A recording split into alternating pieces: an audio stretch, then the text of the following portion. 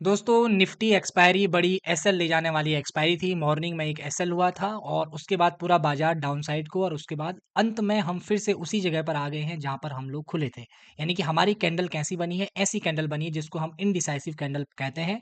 इसका मतलब क्या हुआ कि पहले बाजार को ऊपर ले जाया गया, ऊपर वालों ने नीचे धक्का मारा और फिर बाद में नीचे से ऊपर की तरफ धक्का लगा और जहां पर खुले थे वहीं पर क्लोज हो गए। यानी कि एक इनडिसाइसिव जोन हमारा बन गया है।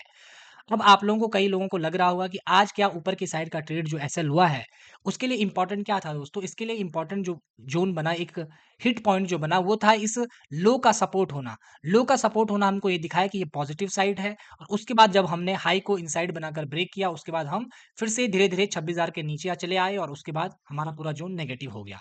अब मैं कल के लिए हमारा जो निफ्टी है, वो क्या कर सकता है, उसको सबसे पहले डेली चार्ट पर हमको देखना पड़ेगा। और डेली चार्ट मैंने ये लगाया है दोस्तों, तो डेली चार्ट आपको सिनेरियो मैंने थोड़ा बहुत समझा दिया था। तो ये चार्ट हमारा बना हुआ है।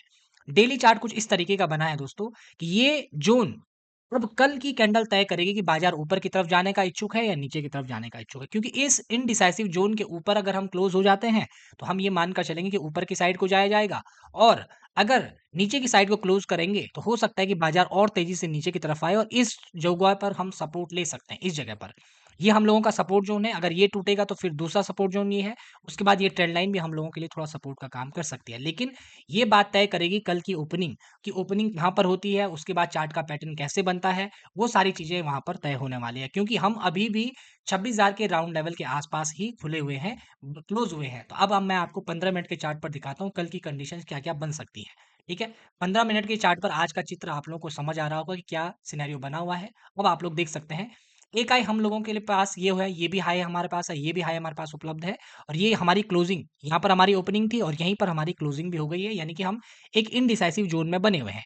यानी कि जो ये वाला ज़ोन था, ये हम लोगों के लिए बड़ा इंपॉर्टेंट ज़ोन है, जो 26,000 के ऊपर, और आज जो ये हाई लगा है, कल हमें इस हाई के ऊपर सस्टेन होना पड़ेगा, अगर हमें इस प्राइस एक्शन को और पॉजिटिव बनाना है तो।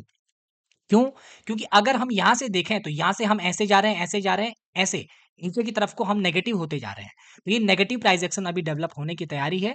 अभी बना नहीं है, लेकिन एक पॉसिबिलिटी है कि ये हाई हम लोगों को मिल गया है तो क्या पता नेगेटिव ना हो जाए। इसके लिए बाजार को सबसे पहले इसको ब्रेक करना पड़ेगा जो आज हाई बनाया है।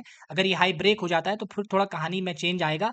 हो सकता है फिर धीरे-धीरे, धीरे-धीरे इस हाई के ऊपर जो ये हमारा 104 का हाई लगाया हुआ है ना, इसके बाद हम कंप्लीटली ऊपर की साइड को सोच सकते हैं। हमें साथ में बैंक निफ्टी को भी देखना है, क्योंकि आज बैंक निफ्टी के कारण ही हमारा निफ्टी ज़्यादा मैक्सिमम नीचे की तरफ आया है, क्योंकि बैंक निफ्टी के कुछ स्टॉक ज़्यादा तेज़ी से नीचे की तरफ आए, जिससे कहानी थोड़ा बदल गई। जैसे एसबीआई का चार्ट अगर आप लोग देखेंगे, तो वो सिनेरियो आपको समझ में आएगा।